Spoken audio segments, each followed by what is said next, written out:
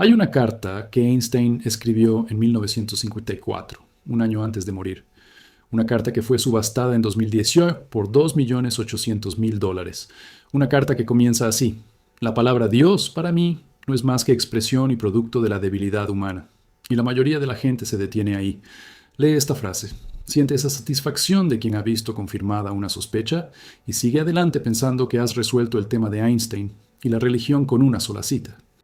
Pero esta carta continúa, y lo que viene después rara vez se menciona. Hoy les mostraré el Einstein completo, no el Einstein editado que ambos lados del debate utilizan para confirmar lo que ya creen. El verdadero Einstein, el que decía cosas que asustaban tanto a creyentes como a ateos. El que vio algo en el universo que le dejó una palabra concreta que repitió toda su vida, y que ninguna de las categorías que utilizamos para clasificar a las personas, ateos, creyentes, agnósticos, puede captar por completo. La palabra era Religiosität, en alemán, religiosidad, pero en un sentido que Einstein definió con sumo cuidado para no confundirlo con nada que ya se sepa. Déjame llevarte al comienzo de la historia. Albert Einstein nació en Ulm, Alemania, en 1879, familia judía laica. No practicante. La religiosidad no era una parte importante de la casa, pero había algo extraño en el joven Albert, una incapacidad para aceptar cualquier cosa, sin comprender realmente lo que había detrás. A la edad de 12 años, Einstein pasó por lo que él mismo describió como una fase de profunda religiosidad. Shabbat observado. Leer textos religiosos. Intenté sincronizar mi fe con lo que estaba aprendiendo sobre ciencias en la escuela. Y luego, alrededor de los 13 años, leyó libros de divulgación científica que desafiaban las narrativas bíblicas literales y llegó a la conclusión que muchos adolescentes inteligentes hacen, que la religión institucional le había dicho cosas que no eran ciertas, y por lo tanto no podía confiar en ella.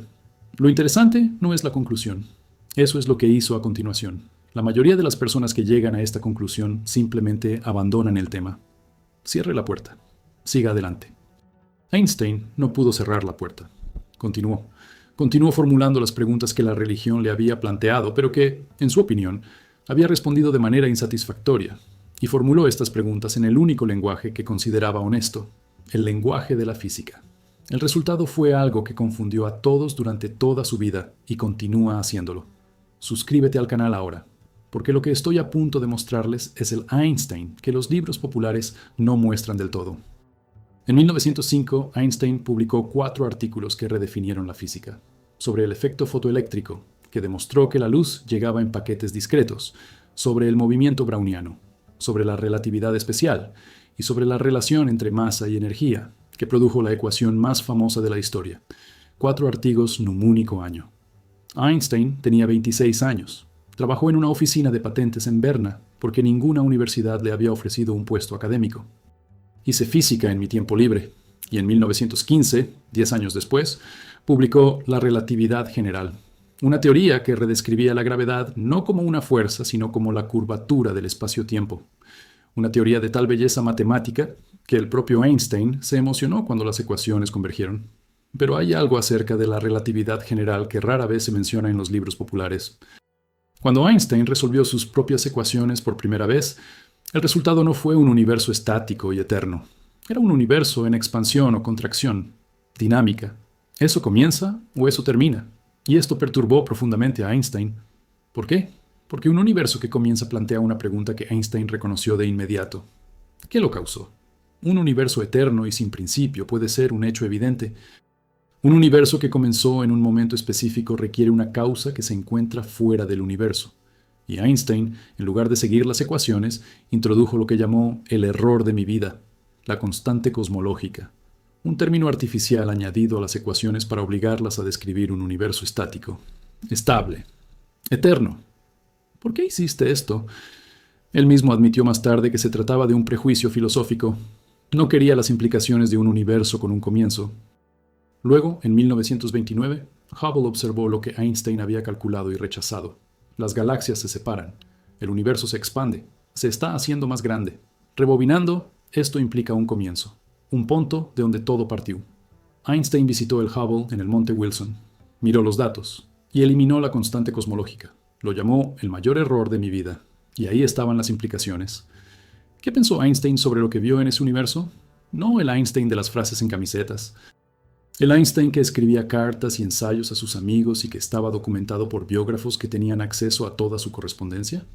Te daré algunas citas completas, no el que circulan en redes editadas para confirmar una postura. Los completos. En 1930, Einstein escribió: "Las ideas más hermosas que he tenido provienen de un tipo de sentimiento que, a falta de una palabra mejor, llamo sentimiento religioso. Es el sentimiento de asombro ante la armonía, la belleza y la grandeza del universo. Este sentimiento es diferente de la religión convencional. Es el reconocimiento de algo que la inteligencia humana no puede comprender plenamente". En un artículo de 1930 titulado What I Believe, Einstein escribió: "La experiencia más hermosa que podemos tener es la misteriosa. Es la emoción fundamental que está en el origen de todo arte y ciencia genuinos. Quien no lo sabe y ya no puede maravillarse, ya no puede sentir admiración, está como muerto, con los ojos cerrados. Fue esta experiencia de lo misterioso, aunque mezclada con miedo, la que generó la religión. Y más, entre todos los físicos, solo hay uno. Dios usa matemáticas complicadas, y el más famoso de todos, que Einstein repitió de diferentes maneras en diversos contextos. Dios no juega a los dados. Esta última fue su respuesta a la mecánica cuántica, a la idea de que a nivel subatómico el universo es fundamentalmente probabilístico, que no hay determinismo, que Dios, metafóricamente, juega a los dados con el universo. Einstein no podía aceptar esto, no por razones religiosas en el sentido convencional, sino porque la idea de un universo fundamentalmente aleatorio en el nivel más profundo entraba en conflicto con lo que había visto a lo largo de su carrera, que el universo sigue leyes, que se ordena, que su estructura más profunda es matemática y racional. Y esto es lo que asustó a los físicos ateos que rodeaban a Einstein. Einstein no estaba usando Deus como metáfora conveniente. Estaba usando la palabra porque era la palabra más honesta que tenía para describir lo que encontró en el universo. Y lo que encontró fue algo que rechazaba las categorías disponibles. Él no era el Dios personal de las religiones tradicionales que responde a las oraciones. Einstein fue explícito al respecto. Pero tampoco fue el universo ciego y sin sentido que describe el ateísmo materialista. Einstein también fue explícito sobre esto. ¿Qué fue entonces? Einstein tenía una respuesta, y proviene de Baruch Spinoza, el filósofo holandés del siglo XVII, que fue excomulgado de la comunidad judía por herejía. Spinoza afirmó que Dios y la naturaleza son la misma cosa, que no hay distinción entre el creador y la creación, que el universo, en toda su estructura y orden matemático, es lo que la gente llama Dios cuando intentan señalar algo que trasciende la comprensión ordinaria. Einstein llamó a esto panteísmo, y dijo que si tenía alguna creencia religiosa, era la creencia en el Dios de Spinoza. Ahora, ¿por qué esto asustó tanto a creyentes como a ateos? Asustó a los creyentes porque Einstein rechazó explícitamente al Dios personal, el Dios que escucha, el Dios que interviene, el Dios que tiene interés en los asuntos humanos. Einstein pensó que esto era antropomórfico, una proyección humana, y asustó a los ateos porque Einstein se negó a utilizar la palabra oportunidad, una palabra aleatorio, porque lo que vio en el universo fue un orden, una belleza y una estructura tan profunda que la palabra azar le pareció un escape, no una explicación. Richard Dawkins intentó resolver este problema clasificando a Einstein como un ateo cultural que usaba la palabra Dios poéticamente. Einstein se habría sentido incómodo con esta clasificación. Max Jammer, físico y biógrafo que entrevistó personalmente a Einstein y pasó años estudiando su correspondencia, escribió un libro completo llamado Einstein y la religión. Y su conclusión es que Einstein tenía una posición religiosa genuina y consistente, no reducible ni al teísmo convencional ni al ateísmo convencional, lo cual fue una tercera cosa que nuestro idioma no capta bien.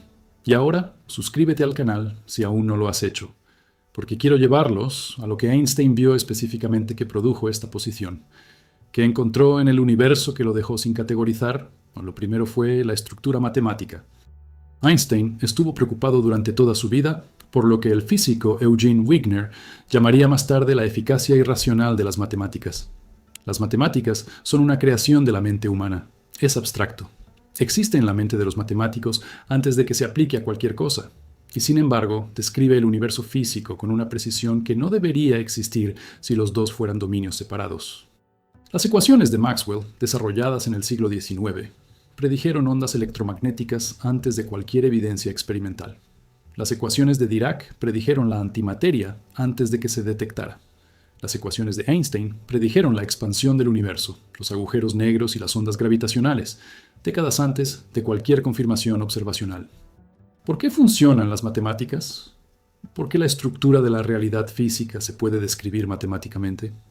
¿Por qué la mente humana, que evolucionó para sobrevivir en la sabana, es capaz de desarrollar herramientas abstractas que describen la estructura del medio ambiente, paquete de tiempo con una precisión de 12 decimales? Einstein no tuvo respuesta, pero tenía la intuición de que la correspondencia no fue casualidad, que la razón por la que las matemáticas describen el universo es que ambos tienen el mismo origen, que la racionalidad que utiliza la mente humana para pensar y la racionalidad que estructura el universo son manifestaciones del mismo principio subyacente, y a este principio él lo llamó, a veces, Dios. Lo segundo fue la elegancia. Las grandes teorías físicas no solo son ciertas, son hermosos. Y Einstein era explícito sobre eso.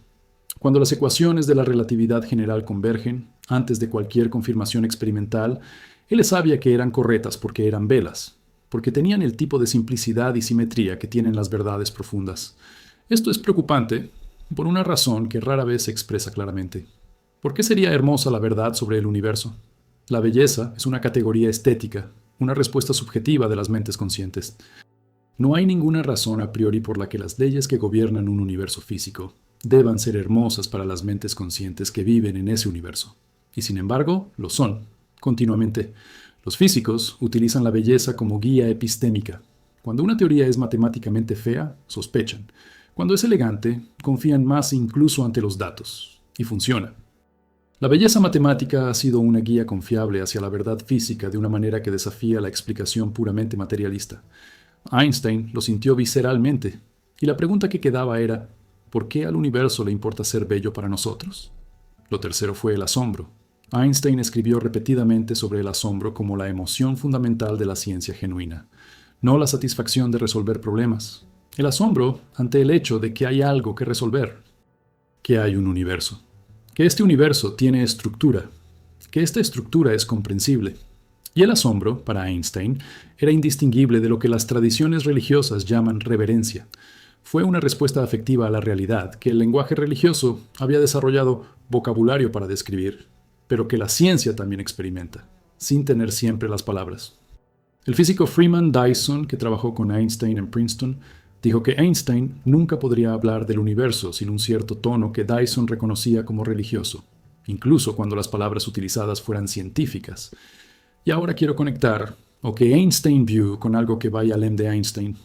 Lo que Einstein se dio cuenta, y los físicos ateos que lo rodeaban se resistían a admitir, es que el universo no parece neutral, no parece indiferente. No parece el tipo de cosa que describirías como puramente mecánica si no hubiera presión cultural para hacerlo. El universo parece tener la estructura de algo hecho, no en el sentido de un artesano que trabaja con material ya existente, pero en el sentido de que sus características más profundas tienen el carácter de haber sido elegidas.